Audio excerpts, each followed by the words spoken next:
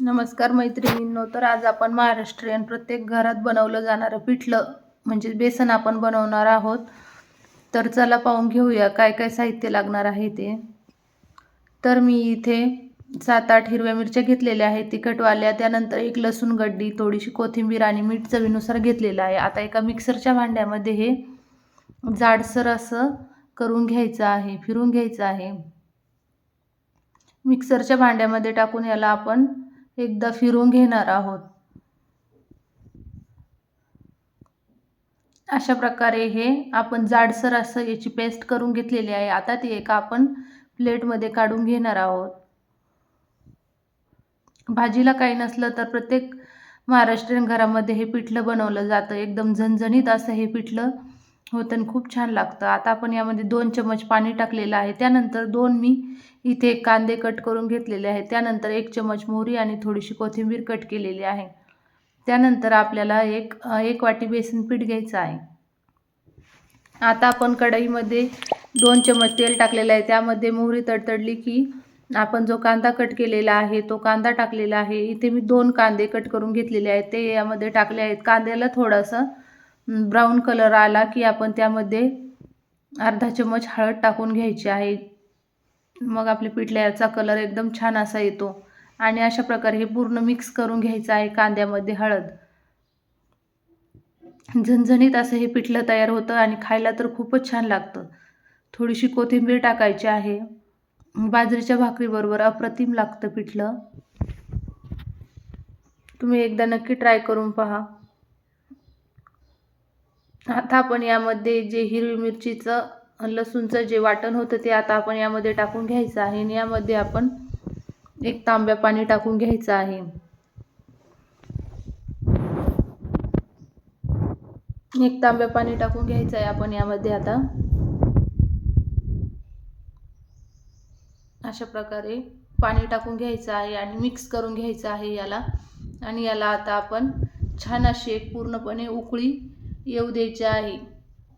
एकदम खळखळ असं हे उकळू द्यायचं आहे, मग जेणेकरून आपल्याला मग त्यामध्ये बेसन पीठ हाटता येणार आहे. आणि हे गाठीचं पिठलं आहे. छोटे छोटे यामध्ये गाठी असतात, ते खूप छान लागतं. अशा प्रकारे जर पिठलं तुम्ही बनवलं तर खूप टेस्टी होणार आहे आणि खूप छान लागणार आहे. त्यामुळे तुम्ही नक्की करून पहा अशाच प्रकारे. आणि याचा कलरही खूप छान येतो. पाहू शकता आता अशा प्रकारे या आपल्या पिठल्याला उकळी फुटलेली आहे. आता आपण एक पळी घेतलेली आहे, म्हणजे भाजीचा चमचा घेतलेला आहे तो. अशा प्रकारे आता त्याची दांडी उलटी करून घ्यायची आहे आणि थोडं थोडं पीठ टाकून अशा प्रकारे आता आपण याला हटवून घ्यायचं आहे. एकदम असं फिरवून फिरवून हटवून घ्यायचं आहे, जेणेकरून आपल्या गाठी फुटल्या जातात. जास्त गाठी पिठल्यामध्ये राहत नाही. पूर्ण असं मिक्स करून घ्यायचं आहे आणि हटवून घ्यायचं आहे हे पिठलं अशा प्रकारे फिरून फिरून पळीच्या दांडीच्या साह्याने. पळी उलटी करून त्याची जी दांडी आहे त्या दांडीने अशा प्रकारे हे पिठलं हटवून घ्यायचं आहे. आणि साईडने आपण अशा गाठी याच्या फोडून फोडून घ्यायच्या आहे चमच्याने. अशा प्रकारे पूर्ण पीठ थोडं थोडं टाकून हे पूर्ण पिठलं आपण असं हटवून घेणार आहोत. झणझणीत आपलं पिठलं तयार होणार आहे एकदम. आणि थोडंसं झणझणीत असल्यावरच हे पिठलं खायला छान वाटतं.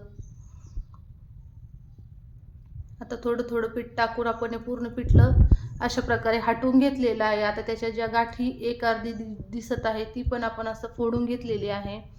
थोड्या थोड्या गाठी छोटे छोटे राहिल्या तरी चालतील, कारण त्या खायला छान लागतात. एकदम प्लेन खायला छान लागत नाही, थोड्या गाठी असल्यानंतरच त्या छान लागतात यामध्ये. आता हे पाहू शकता हटून झालेलं आहे. आता तुम्हाला थोडंसं हे पिठलं पातळ दिसत असेल, पण आता आपण याला झाकण ठेवून आता याला आपण 7-8 मिनिट कमी गॅसवर शिजून देणार आहोत. तेव्हा हे पिठलं घट्ट होऊन जाणार आहे, कारण बेसन पीठ हे नंतर घट्ट होतं. त्यामुळं आता हे जरी पातळ दिसत असलं तरी नंतर हे घट्ट होणार आहे. आता आपण याच्यावरती झाकण ठेवून 7-8 मिनिट कमी गॅसवर शिजू देणार आहोत. पाहू शकता 7-8 मिनिट झालेले आहेत. आता आपलं पिठलं एकदम छान असं शिजलेलं आहे. आणि पाहू शकता आता एकदम असं पहिल्याने एकदम पातळ असं दिसत होतं, आता घट्ट झालेलं आहे हे आपलं पिठलं. आणि आता आपलं पिठलं हे शिजलेलंही आहे. आता आपण गॅस बंद करून यावरती थोडीशी कोथिंबीर टाकून घेणार आहोत.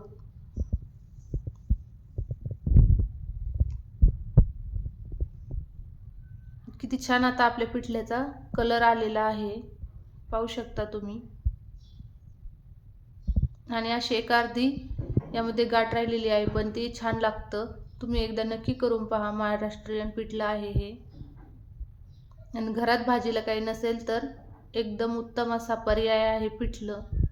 आता थोडीशी कोथिंबीर टाकून घेतलेली आहे, यावरती मिक्स करून घ्यायचं आहे. कोथिंबीर टाकल्यानंतर